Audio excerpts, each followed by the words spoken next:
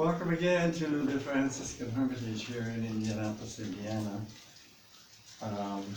As we celebrate the 33rd Sunday in Ordinary Time. My dear friends, these readings are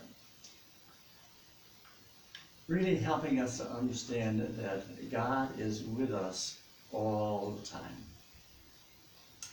And God strengthens us all the time.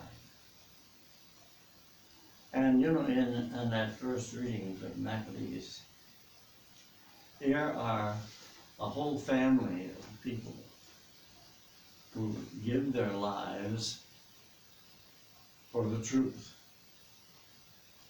But they don't have any apprehensions because they know their life is going to be more full when they leave this earthly plane. And the Psalm says, Lord, when your glory appears, my joy will be full. And that's true. When we die, that's when we get the fullness of divine love. Well,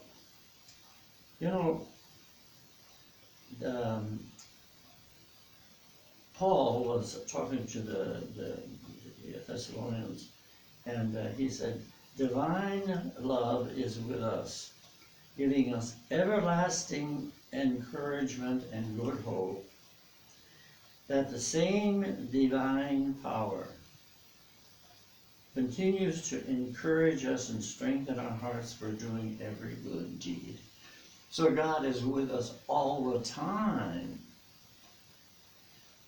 giving us the strength we need to do good in our world. And as that family in Maccabees gave up their lives for the truth, I could not help but think of some of the Americans who left the United States to go to the Ukraine to fight for the truth, and who gave their lives for the truth. That's still happening.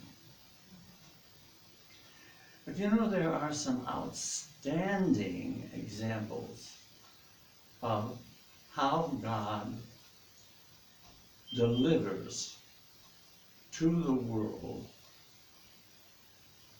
a visible sign of divine love. I happened to see a lecture by a person who was living in Wisconsin, and he had a automobile repair shop. And he was asked to do some work on this truck, semi. So he was under the front part of this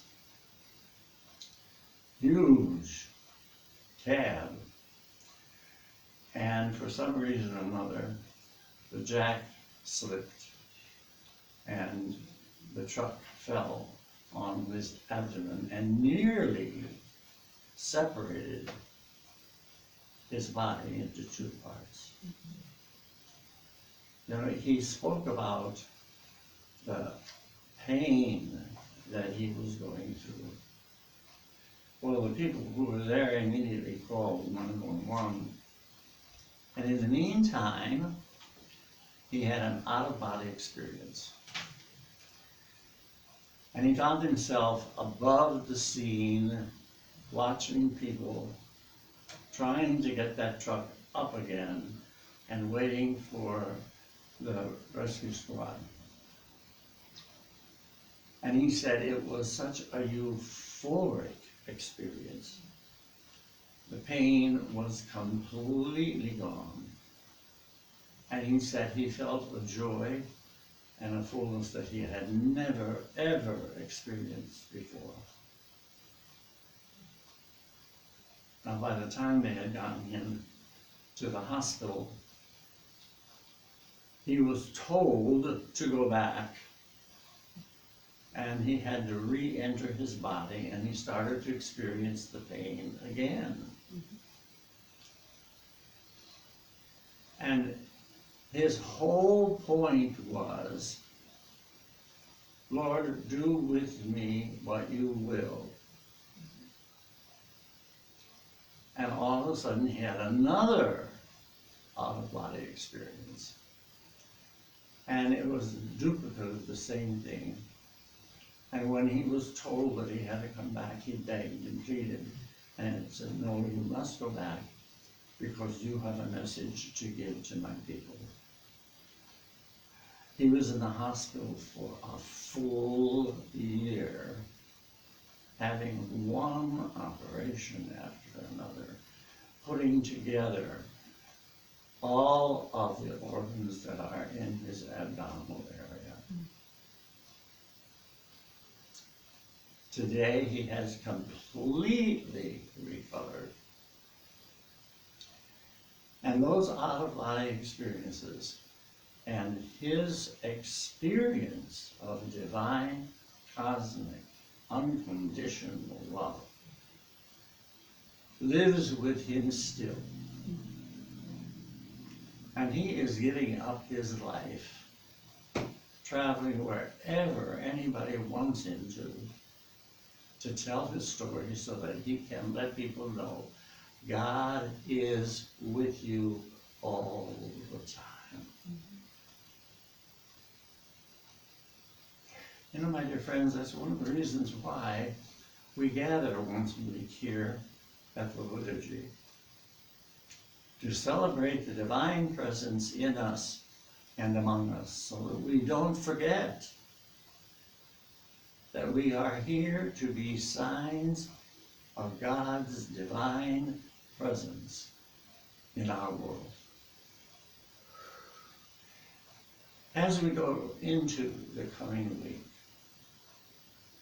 pay attention to all the wonderful life experiences that you are having every day. Enjoying food with friends is a God experience. Crawling into a warm bed on a cold night can be a God experience if you just pay attention. See what you can do this week in opening your minds and your hearts to all these wonderful experiences so that you too can be a sign of God's divine presence in our world. Please remember you're connected to a divine, cosmic, unconditional love energy, and you are a powerful spiritual being. God bless you all and have a wonderful week. It's the 32nd.